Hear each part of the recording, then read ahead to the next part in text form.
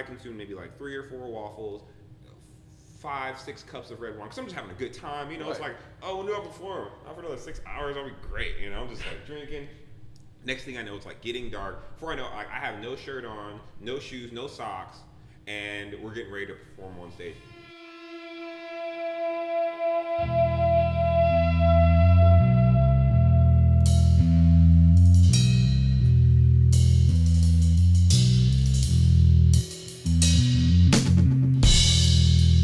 I am your leader.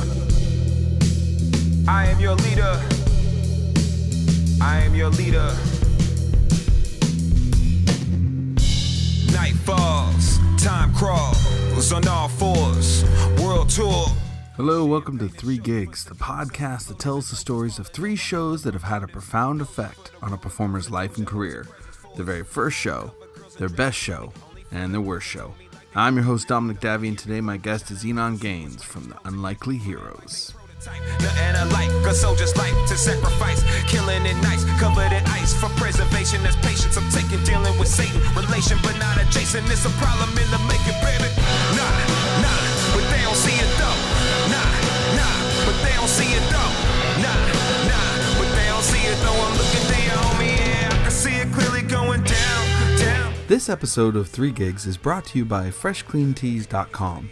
It works like a shave club, but they send you t-shirts, super awesome t-shirts.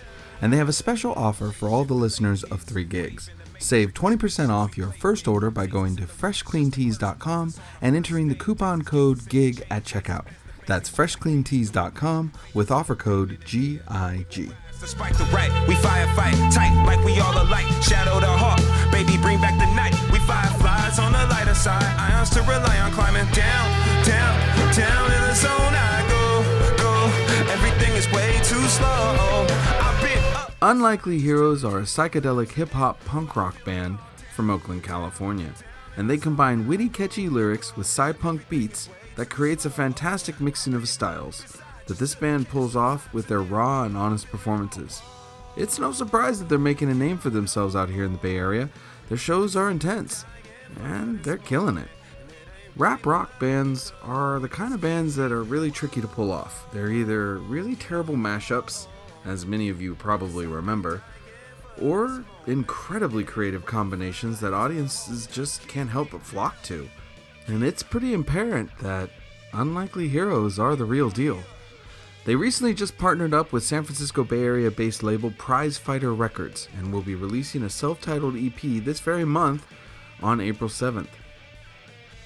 Now, long before Unlikely Heroes had even started, Enon Gaines, frontman for the group, had already started to make a name for himself as a hip-hop R&B artist and singer-songwriter out of both the Bay Area and Sacramento.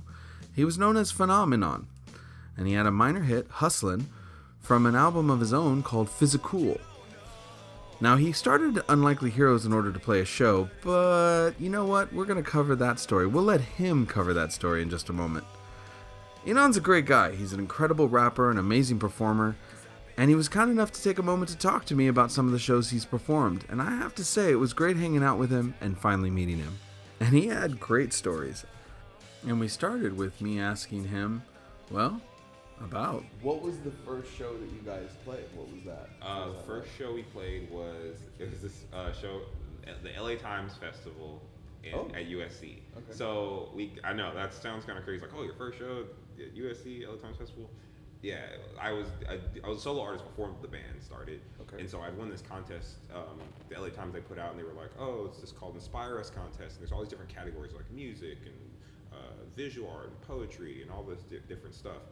And so I had actually, I was recovering from like not a bad relationship, just a breakup that like really hurt my feelings. The relationship wasn't bad. She was great actually, but yeah, it was just a relationship that it went down and it really hurt my feelings. And so I stopped doing music for a while. Like I took like I feel like it was like a year and a half break.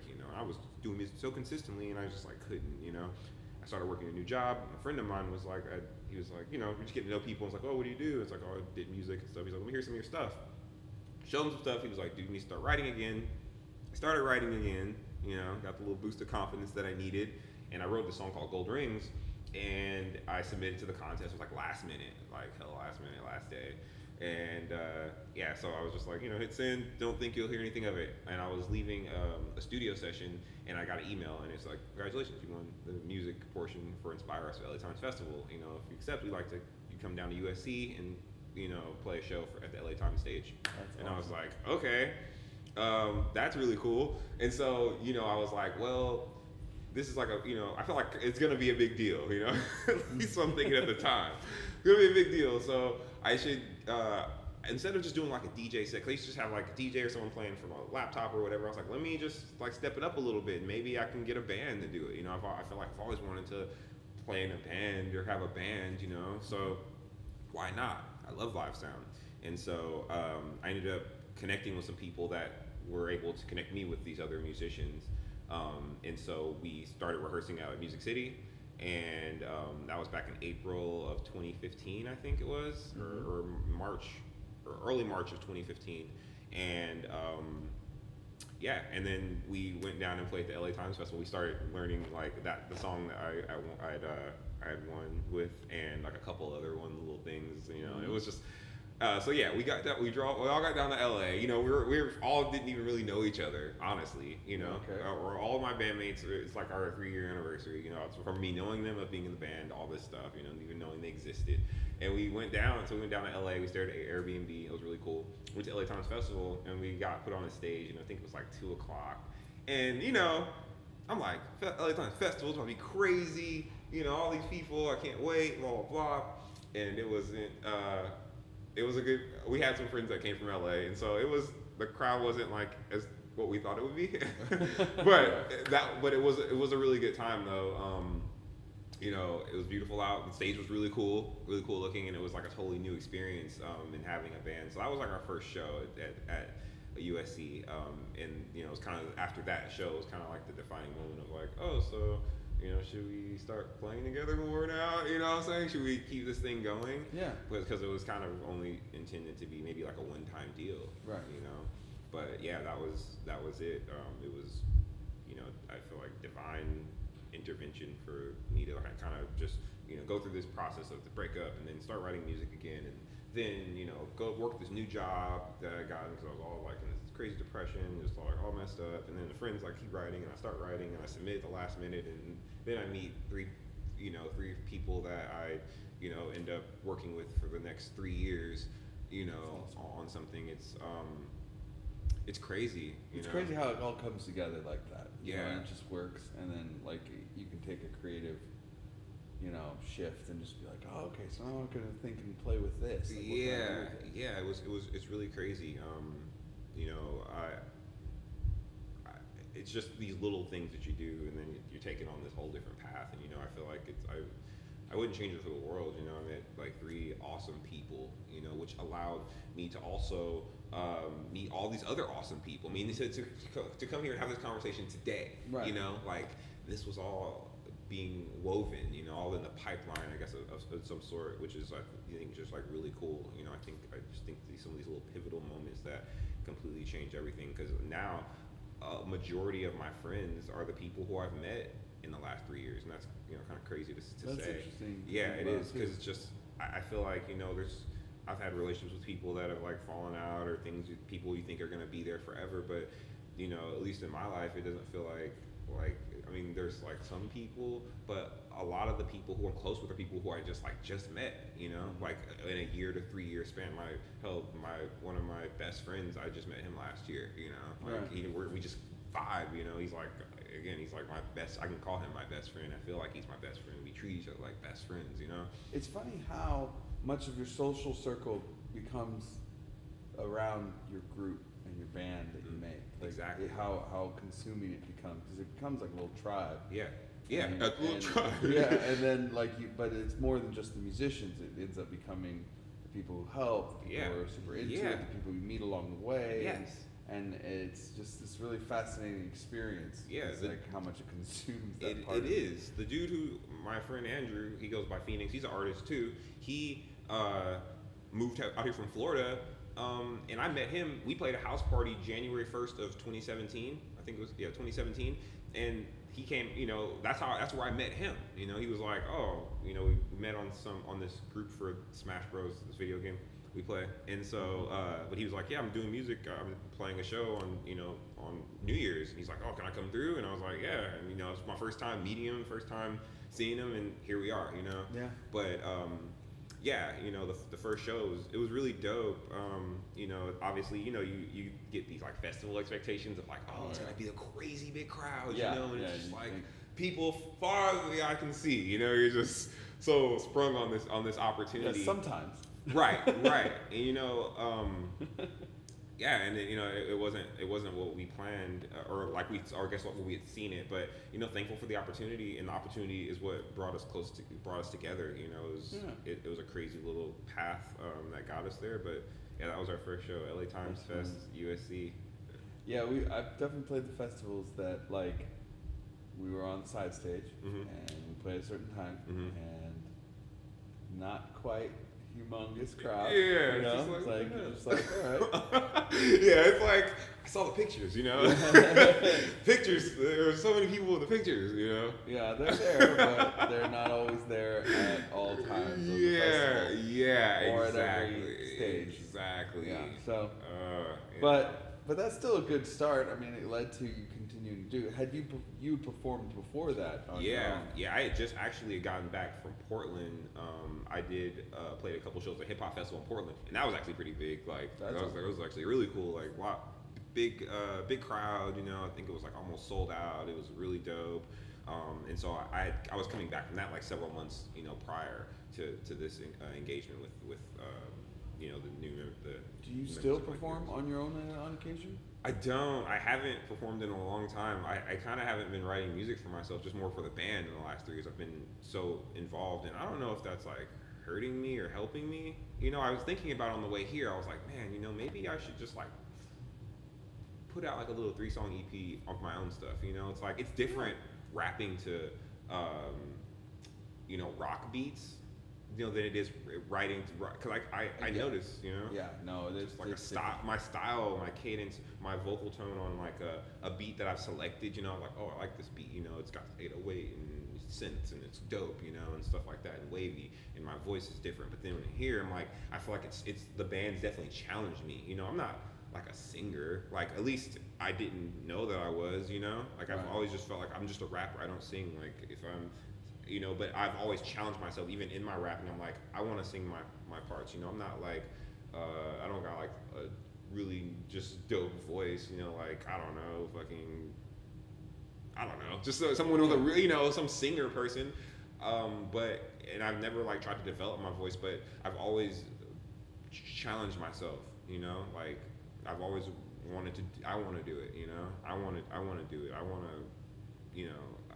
I feel like there's nothing I can't do, But so there, the whole rock thing, it's definitely challenged me because I've had to sing in different ways, like over, kind of like some screeny parts or something like that, And it's like I never did that in this life, I think that just aside, I think you could totally do both, and you could sell the things that you put out on your own at those band shows, and then at your own shows, if you perform solo at a hip hop festival, it's just you with the DJ, like then you could sell your band stuff too. Right.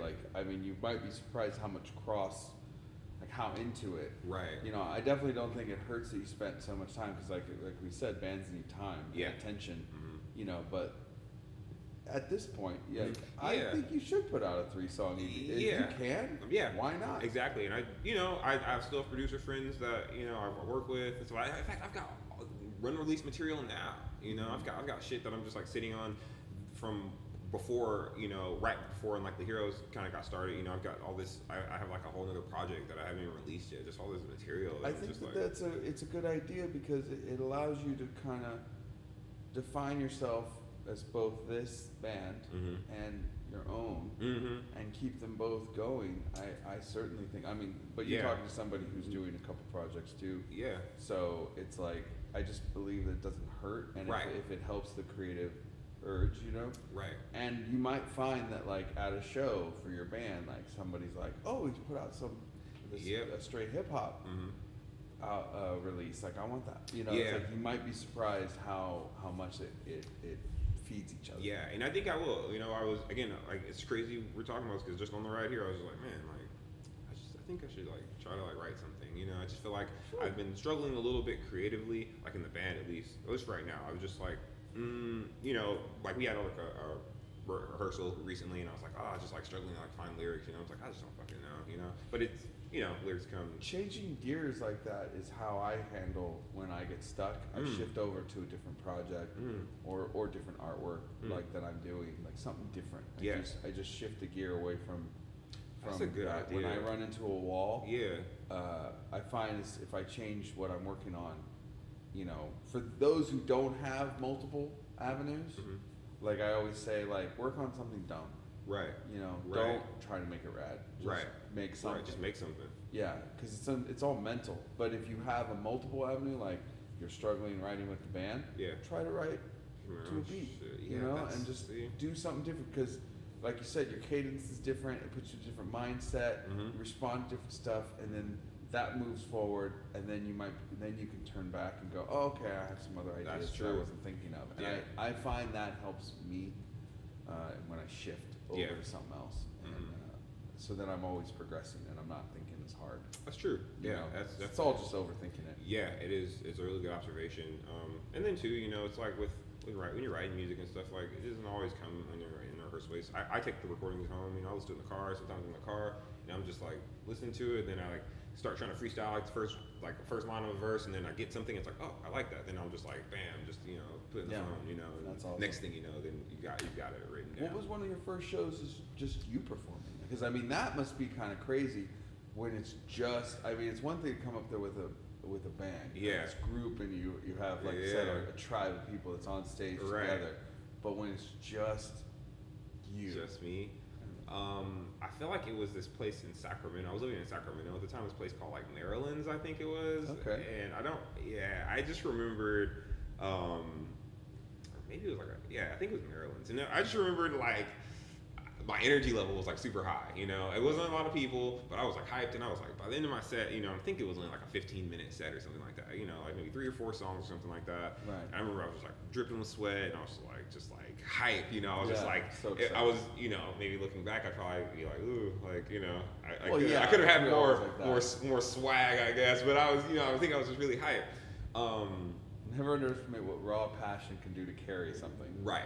That's true. That's true. But yeah, I remember being there and just performing like maybe 3 or 4 songs, and yeah, man, you know, and I always, whenever I perform, I, you know, with my beats and stuff like that, I never use like a backing track vocally for maybe little chorus parts or like ad libs and stuff like that'll come up. But you know, I'm a strong believer in just like, you know, just rap it over the empty section. You know what I'm saying? Like you know, I feel like people come to see a show. They don't come. If you're gonna just have your shit, actual song just playing in the back and not having a performance track, then just give people your album and tell them to have a good day. You know, listen to it in the car. You know what I'm saying? No, like, totally. It's gonna sound a lot better in the car than it sounds in here. You know what I'm saying? Right. So, yeah, I think that was probably the first show. That's awesome. Yeah. So what was one of your best shows of all time? Best shows of all time. Okay, so I'd say one of the best shows. We played First Friday in Oakland, and those are awesome. Yeah, and so it's probably one of the biggest shows, and coincidentally enough, it was on my birthday. Like they accepted us to headline First Friday on my birthday. Oh, wow. And that was like crazy. Like, you know, you submit to play First Friday. It's like, oh, you know, hopefully I even get, you know, selected. And they were like, yeah, come April 1st. And it was just like, oh, fuck, that's my birthday. That's awesome. Yeah. But yeah, it was crazy. All my family came out. So, you know, because my birthday, so all my family came out, all these friends and stuff. And then, you know, the whole city of Oakland there too. And it was like people as far as I could see, and I brought my mom up on stage, you know, and I was just like, yo, everybody's my mom, you know, like wish her happy birthday too, you know, because it's her day as well. Oh yeah. You know, I just you know, it's like I'm only son, so you know, it's like it's a special day for her too, you know, so you know, happy birthday, and so yeah, she, you know, everyone had a really good time, you know. We were kind of at a turning point too at that time because yeah, this is actually a really good reason why, because we had 2 other members previously. We had like another guitarist and a keyboard player, and we had just recently kind of part ways with those 2, and that was like one of the first shows that we were at kind of newly identifying ourselves with. That's you know what I'm saying? Is what we are now. I mean, talk about the growth and the progression and stuff like that. That was a really pivotal time for a lot, and emotional too, because one of the, being candid, the keyboard player was he's not anymore, but he was my best friend at the time, and then the other guitarist was a girl who I was like, cool with, and who I'd known, through social media and stuff like that, and it's like those relationships changed because of us, the necessity for us to split, right.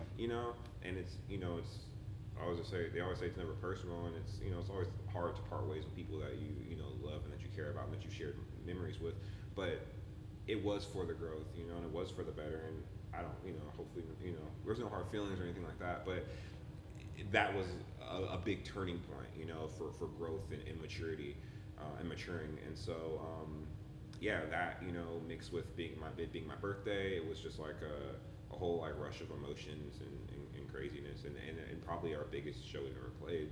That's awesome. Yeah, I mean, and I'm from Oakland, so it was just, it's like, there's all these things. That's amazing, because first Fridays, for anyone who doesn't understand, like every first Friday, all the art galleries open up and the whole street opens up, and everyone in the city and the surrounding area comes into this big, huge fair that basically happens, and it's just a street party, and it's amazing. And it's one of the most fun things to happen in Oakland, and it's like there's all these bands and there's all this stuff. So when he's saying that he's playing in front of literally a sea of people, it is a sea of people. Yeah, it is awesome. Crazy. And everyone's always so cool. Yeah, it's cool because you can see, you can see like the street lights going. It's like, dang, like it's not like I'm in a venue, or it's just all just closed in little stage, but it's like you're in the streets, I bet you guys killed it. I bet it was so good. Yeah, it was really cool, and it's cool seeing, with our hip hop punk rock genre, it's like, the people, I guess the fans that we see, like typically people who are like, oh, I just love hip hop, or you can tell like there's people who come to me, it's like, oh, I've never heard punk rock before, I've never been to like a punk rock show, or I've never, we're not like punk to the core. I mean, we have a lot of like punk elements. I'd say you're doing whatever you want to do. Okay. That's pretty punk rock. Okay, cool, I think you're pretty punk rock. Cool. Well, I mean, but people never typically experience this. They're like, oh, I just listen to hip hop or rap, or that's my main thing. So it's like giving people a new experience. So people who were coming up to me, who got to see us at that show, because it's like, Oakland's filled with all type of diversity.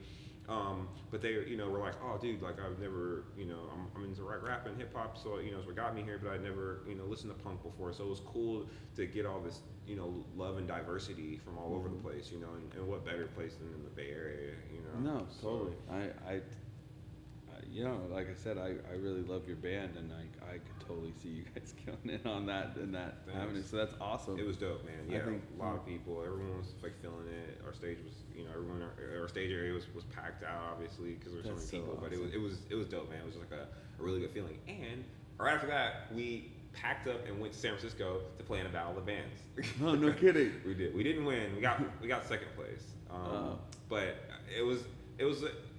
And congratulations to the other band. It was like you bring people and it's like based off of your crowd, It's like, oh, how many screams did we get? Did we get more screams than their screams? So the winner, because of the screams. A lot of our people went to First Friday, and they were going to drive to San Francisco right after to go support. We did have some people there. It was cool, but it was a cool experience, winning aside or not winning aside. It was dope to just like I played music all day. I woke up, I kicked it, like I was just chilling with my homies.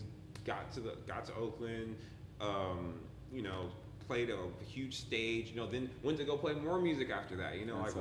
what a fucking day. And then a battle of the bands at that, so it's like, you're just hyped, and so we're so hyped, we just played in front of I don't know how many people, and then here we are, and it was pretty, kind of smaller, but here we are, and we're doing it again, like awesome. We just fucking left Oakland, Yeah, that's so cool. So eating pizza, about the box in the back, what I'm saying, the van, like I think that was my best show, or my favorite show, I'd say. Yeah, no, and see why. Hometown, crowd, yeah. Like, the whole day, like you said, day of playing music, it's hard to beat. Yeah, that's all I want. And a birthday. And a birthday, happy birthday. Yeah, and it's it's good because you know, when I was younger, it's like people doesn't believe you. It's like, hey, first my birthday. It's like, yeah, right. Nobody believes you, but you know. Yeah, I'm sure. Yeah, no one's like, you know, it's my birthday today. They're like, I'm okay. pretty sure it wasn't an April Fool's on your mom. Right. I know, right? It's a girl. April Fools, maybe. Yeah. Yeah, maybe. So that's the story of your first shows. Yeah, first show. The story of one of your best shows. Yeah. What was one of the worst shows where you're like, what am I doing? Okay, I got one. Okay, worst show. So, and I hate to say this because it was actually a friend of mine's birthday show. We played his birthday. Okay, so if you're familiar with Balanced Breakfast, Stephen Aronson. So yeah, it was his birthday, and he threw this party at, I think it's 20 Mission. It's like this rooftop thing. I don't know if you're familiar with that or if I've got it right, but yeah, it's this 20 Mission rooftop thing. And so it's his birthday, and you know, we get there, and lo and behold, they're serving, and we got there early. We didn't play till later in the day, but it was like a day party, you know. Okay, so we didn't play till probably like 7 or something like that. You know, we're there about 1 o'clock or, you know, so everything's loaded in, and lo and behold, they're giving out waffles, red wine, and beer, free. It's like free for the band. Like, if you're playing tonight, like, you know, there's like a sweet girl making waffles, and there's other people pouring red wine, blah blah. So here's the thing: as an emerging artist, you don't get shit free. A lot of times you gotta pay for shit, you know, Right. like, and so it's really nice when you, for once, it's like, yeah, we're just happy to have you here. Enjoy, you know, have at it. And it's hard to not take advantage of free. You know, it's like you play these shows and it's like, oh, I'm, you know, putting all this workload and all this gear in there. You're gonna give me like a fucking drink ticket, like one drink ticket, like you should be pouring my whole crew shots. You know, like we're bringing the entertainment. You know, another thing, it's like places that don't have entertainment budgets. It's like you got a budget for everything else. You have a budget for the thing that keeps your event alive, the music. Right. You know, so let me not. No, that's frustrating. Yeah, it's so frustrating. But so it's free. So, you know, just it's like as just a happy artist, it's like, yes, finally free drinks like all night, which it turns out to be the biggest mistake. So from 1 o'clock till about 7 o'clock, I love red wine. Yeah, I do. Red wine. I just feel like I'm not like a big fan of alcohol. You know, like I'm not like drinking all the time. But I just feel like red wine. It just sets the mood for everything. It's like I feel great inside. You know, it's not very threatening. It's like, hey, you want some red wine? It's like take a shot. It's like, nah, dude, cool. So a little red wine. It's like, oh yeah, okay. You know, it's just like, you know, it's very non-threatening. It's good. I love that and sake. Yes. I love sake too. Yes. And like, but we'll definitely fuck you up. You know. But so you know, waffles. I'm just like, I haven't eaten anything all day. All I'm eating from like 1 to 7 o'clock is waffles and red wine and drinking red wine. I'm just like, fill my cup, I'm going back, more waffles. I consume maybe like 3 or 4 waffles, 5-6 cups of red wine, because I'm just having a good time, you know. Right. It's like, oh, when do I perform? For another 6 hours, I'll be great, you know. I'm just like drinking. Next thing I know, it's like getting dark. Before I know, like I have no shirt on, no shoes, no socks, and we're getting ready to perform on stage. The thing about it is, like, I don't even truly remember the performance, but I remembered, like, I think I got into like an argument with my drummer, like mid-set, like we were like, sometimes during mid-set and we were like bickering about something, and everyone was just totally sloshed. We were just totally wasted. We got in the van. It was like after, and we're just like sitting talking, and everyone's like arguing and stuff like that. It was just like a really a moment of, all said and done. It was a bad show. I watched the video from it. We did not sound good. I did not sound good. You know, like. I don't even think alcohol is like really good for like an artist, vocally. You know, before for vocally, you're not supposed to be drinking. You know, sometimes I'll show I'll have mostly I have water, but sometimes I'll have like a little beer. I'll take a little shot. We generally have a thing of like, you know, have a drink or two, but that like drink. Yeah, and then save it afterwards, and then afterwards go to town. Exactly, and those rules we did not follow. You know, we do follow them now. I will say we're like a lot better, but you know, it was just a pure moment of like gluttony and just like taking advantage of the freedom. You never get anything free. You never, because but like you said, everything. we're talking. You never get anything free, so it's like I could not help myself, and then and then I'm there all day, so it was just all these free drinks, and I'm just like waiting around, like I'm just gonna have a water and maybe a waffle, like no, I was like I want everything. Yeah. And so I remembered us getting back like to my place, and there was like more arguing. And all side the next day, it's when you kind of have the moment of clarity, and it's like, oh, sorry everybody, blah blah blah. Everyone's kind of, just trying to get through. But it was, a moment of like a turning point of like, man, we just can't do this. It's like because everyone thinks like, oh, it's like musician rock star party life, and all you do is just drink, get fucked up, and play. And it's like you can't even play good all liquored up. You know what I'm saying? Like. I know I can't, maybe there's people out there who can, but it doesn't work for us, you know what I'm saying? Like it just doesn't, and maybe not works for like a majority of the people, because you just don't know what you're doing, again, I felt like I kind of like blacked out, mid-set or at some point, or I just don't remember everything as I feel like I should, and I know it was because I had so much red wine and waffles. I know that for a fact. So yeah, red wine and waffles, man, they'll get you, dude. I love both of those things, So it's with I couldn't help myself. I'm right there with you. I would have been in trouble too. Yeah, like that many hours hanging out. Like, yeah, and you're just in a party vibe, Even the rules go out the window because it's so long. Exactly, and everyone's just having a good time. It's like there's out and there's people, and there's balloons everywhere, and music playing, and I'm just like, hey, I just want to enjoy this like everybody else, But it's like.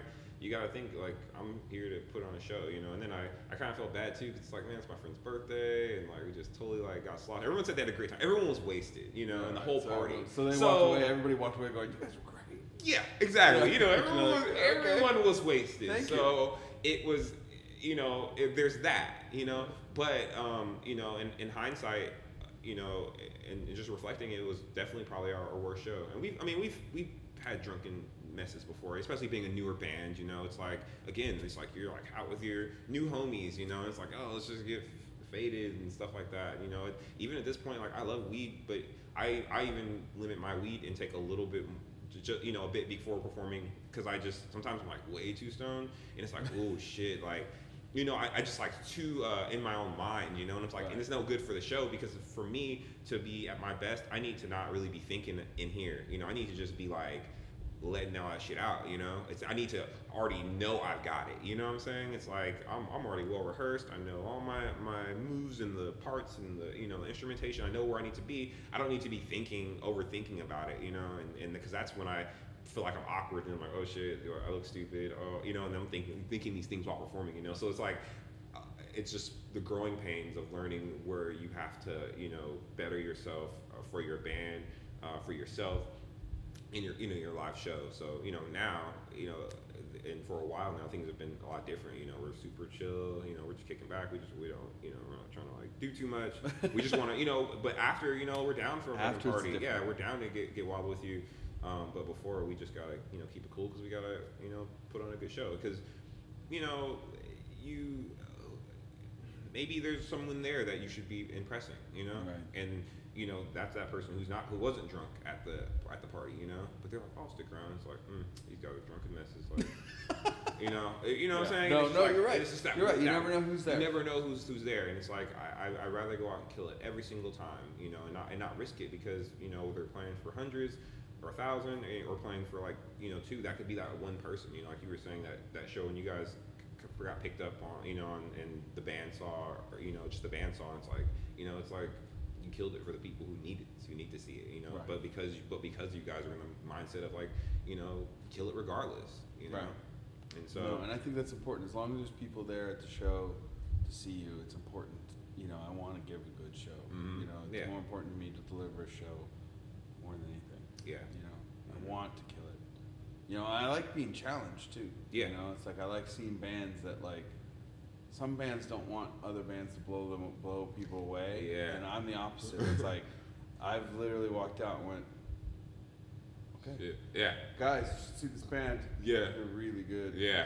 we're gonna need to go All hard. right, Yeah, awesome. it is. It I is. loved it. Yeah. Okay, that's yeah. how it's gonna be. Yeah, you know? yeah, it is, All right. man. It is. It is. There is that level of like a challenge or something like that. It's not like you're like competing with the other bands, but you know, it's like you don't want to just get shit on. You know, it's just like no, totally. I mean, you don't want people to be like. Well, damn. I remember I played. I think I probably told the story before on the show, but I played Santa Cruz with this band called International Noise Conspiracy a long time ago. It's the basement of some like hall, and it was a small show, but it was pretty pretty good crowd, and we were playing before them, and it's the singer from this band Refused, and Refused is this like they're back together again, but they're like this like kind of legendary like crazy new school hardcore band. It's just like electronic and just nuts. We're screaming from Sweden. It was really big and awesome. And he was known for going off, the singer Dennis, and he was the singer for International Noise Conspiracy. So we play, and I go off. I can't stand. I've never been able to stand still and be a bassist. You know, I go off. You know, it's like I'm all over the place. And after the show, packing stuff up, and he walks up and the singer gets really close to me. Like, and he's like looking at me, and I'm like, hello. And he goes, that was a really good show. And I was like, thanks. And he goes, you go off. I was like, yeah. And he goes, my turn. And I was like, okay. And so he gets up there, and he just goes crazy. And the crowd goes crazy. He's picking up the monitor. He's hanging upside down off the ceiling. He goes nuts. And the crowd goes crazy, and he delivers a show. And he's all sweaty. He comes up to me afterwards, and he's like, and I was like, that's a good show. And he like gives me a hug. He's like, we could be in a bed together. You know, it's like, we both go crazy. Dang, that's like a funny. It's like, I'm gonna go off. Yeah, he was like, it's my turn. I was like, oh, I didn't expect you to like throw down a challenge, but like, but I feel that. Like, that's how I like to be, where I'm like, oh, you're awesome. I almost want to see that great. scenario in like an animated situation. Like, I feel My like, turn. it's You just know, like, it's the eyes, is like. And that's how he did it too. He was like, my turn. And I was like, oh, like, Swedish accent. You know, Yeah. my turn. Yeah, and I was like, and he did, and he brought it. You know, like so. That's what it feels like, though. That's and I feel like that too. Yeah. See events, it's like, oh, it's like my turn. Like it's just, you know, it's like that fire is like building, because you know, performance days, man. I feel like for me, I'm like a balloon, and it's like, you know, say if a show's on Friday or Saturday and it's Monday, I'm like, it's a little balloon, and then over the course, you know, and then Friday gets here, and I'm like fucking huge, you know. It's like I'm so full, like I just ready to pop, you know. I'm ready to, like, I've been thinking about anything else. My anxiety is like through the roof, because it's like this is the day, you know. And then you know, and then you get to the day and you get there, and then you have to, you know, wait for so long, you know, depending on where you are on the set. It's like, oh, the setup and blah blah people, and then you're like, oh, is everybody coming? And blah blah. Where's there, you know, all these things, and when you finally get to it, it's like, how can you not? You know, how can you not pop? It's just. You know, no, I don't know how people just stand still. Yeah, it's just like, and then, you know, then I'm back, you know, then it's like, oh, you know. Exactly. Like, no, I don't know how people just can get up there and be like, it's no big deal. And Dude, no sweat. Like, I cannot go off. Man, I'm literally just to the point, and then finally, from the first word, you know, the first note, the first, bam, that's it. You know, it's just like the biggest explosion. Yeah. That's amazing. Yeah. Yeah. Hustler. All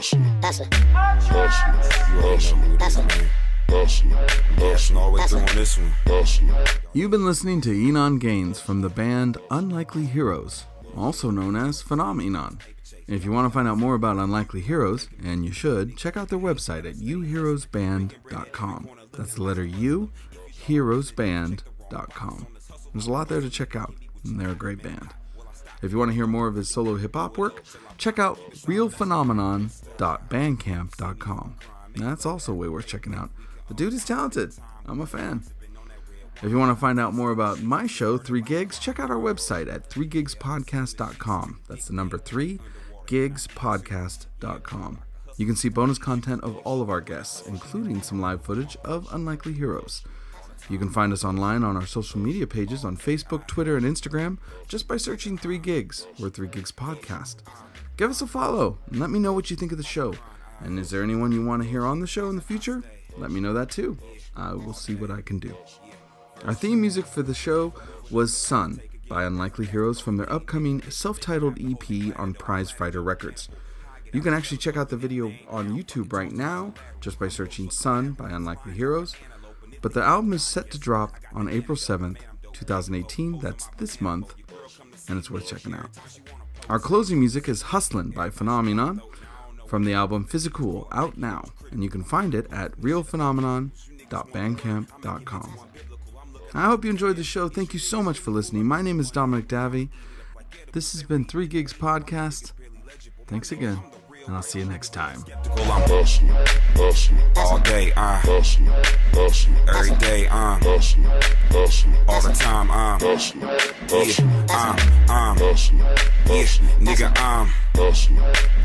nigga, Ain't no shit about to stop me because I'm about to get mine. If you ain't with it, forget it because I'm next in the line. I'm stacking this paper, dropping a rack at a time. Ain't no struggle in my hustle, nigga, I'm doing fine. I'm all day, every day, all the time, nigga,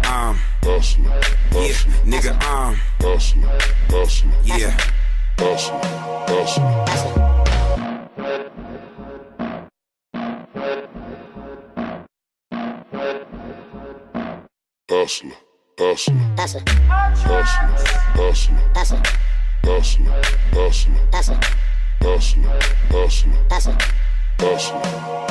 Hustler.